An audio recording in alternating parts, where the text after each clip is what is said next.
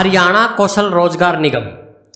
आज हरियाणा सदन का दूसरा दिन था बजट काल का तो वहां पर मुख्यमंत्री से हरियाणा कौशल रोजगार निगम के बारे में सवाल पूछे गए कि आपने किस तरह से भर्ती जारी की है। तो उन्होंने स्पष्टीकरण किया है। जो मुख्यमंत्री मनोहर लाल ने स्पष्ट किया कि हरियाणा कौशल रोजगार निगम का गठन आउटसोर्सिंग पॉलिसी के तहत ठेकेदारों के माध्यम से लगे कर्मचारियों को शोषण से बचाने के लिए किया गया है। उन्होंने कहा कि निगम के माध्यम से केवल अस्थायी रोजगार दिया जाता है। यहाँ पर बात क्लियर की उन्होंने कि जो हरियाणा कौशल रोजगार निगम है वो अस्थायी तौर पर उनको रोजगार दिया जाता है। बाद में विभाग की मांग और कर्मचारी के कार्य कौशल के आधार पर रिन्यू किया जाता है। सभी स्थायी नौकरियां जो परमानेंट नौकरियां हैं हरियाणा कर्मचारी चयन आयोग, हरियाणा लोक सेवा आयोग और अन्य विभागीय प्रक्रियाओं के तहत ही की जाती है। ये सिर्फ ठेकेदारों से बचाने के लिए ही इन्होंने जो हरियाणा कौशल रोजगार निगम है उसको गठन किया है उसका।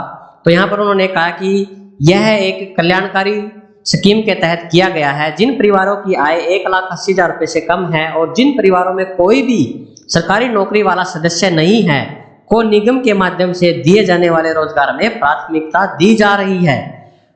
उन्होंने सदन में जानकारी दी कि हरियाणा कौशल रोजगार निगम ने विभिन्न विभागों में अनुबंध आधार पर लगे 1,06,464 कर्मचारियों को नियुक्ति पत्र पेशकश पत्र जारी किए हैं, जिनमें से 95,424 ने निगम के पोर्टल पर ज्वाइन किया है।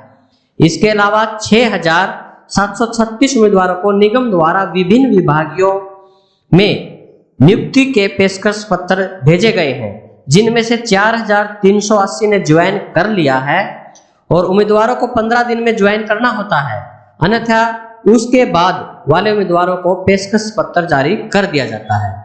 तो ये सारी बहस आज बजट के दूसरे दिन हुई सदन में। तो अब लाइव सुन लेते हैं इस पर मुख्यमंत्री ने क्या कहा हरियाणा कौशल निगम के बारे में। देखिए मुख्यमंत्री की जुबानी। भी समाप्त कर दी जाती है, नए व्यक्ति को भेजा जाता है।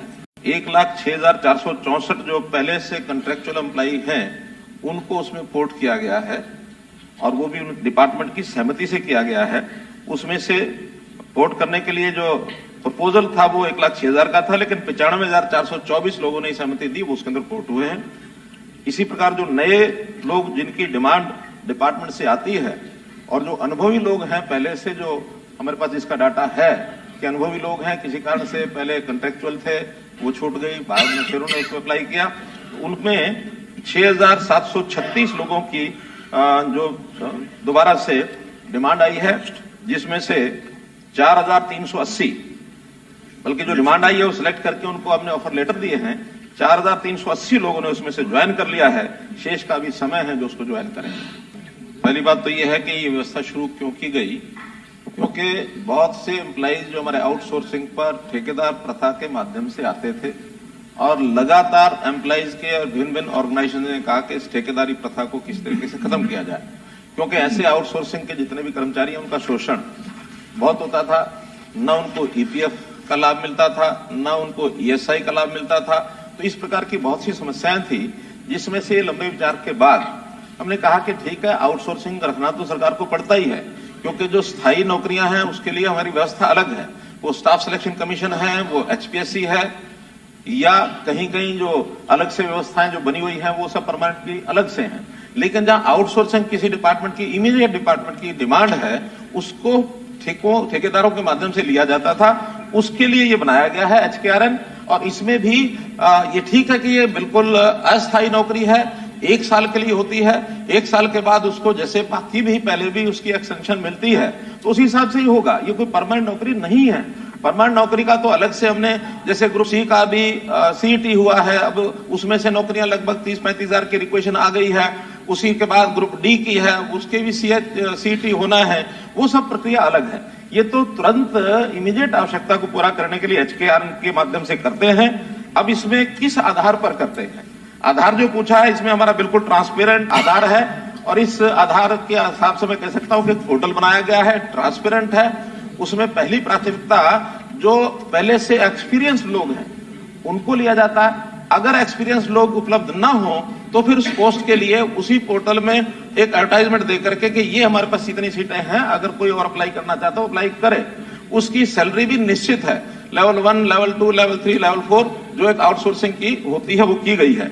और इसमें भी बिल्कुल एक रैंकिंग के हिसाब से जो मेरिट लिस्ट उसकी बनी हुई है उसमें सबको पता होता है मेरिट लिस्ट क्या है। इसके अंदर बिल्कुल मार्क्स दिए जाते हैं कि उस परिवार की वार्षिक आय ये कितनी है। कम आय है उसको प्राथमिकता दी जाती है, क्योंकि ये वेलफेयर स्कीम के माध्यम से हम चाहते हैं जिसके घर में मानो नौकरी नहीं है, गरीब है, उसको कम से कम आउटसोर्सिंग का अवसर मिल जाए। दूसरा, उस उम्मीदवार की आयु भी जो एक मध्यम आयु काम करने की लगभग 30-35 साल है उसको ज्यादा वेटेज दी जाती है, क्योंकि उसकी उम्र ऐसे निकल रही है, उसको कम से कम इस स्टेज पर भी कोई और काम नहीं मिला है और वो इस नौकरी पर आना चाहता तो उसको ज्यादा दी जाती है। कौशल योग्यता उसकी कितनी है, यानी उसकी क्वालिफिकेशन क्या है। फिर उसने सीईटी का एग्जाम पास किया है, उसके अलग से 10 मार्क्स है। फिर उसकी सामाजिक आर्थिक मापदंड, जैसे हम 5 नंबर देते हैं कि जिसके घर में एक भी नौकरी नहीं है, या और जो हमने 5 नंबर अलग से रखे हुए वो उसको देते हैं।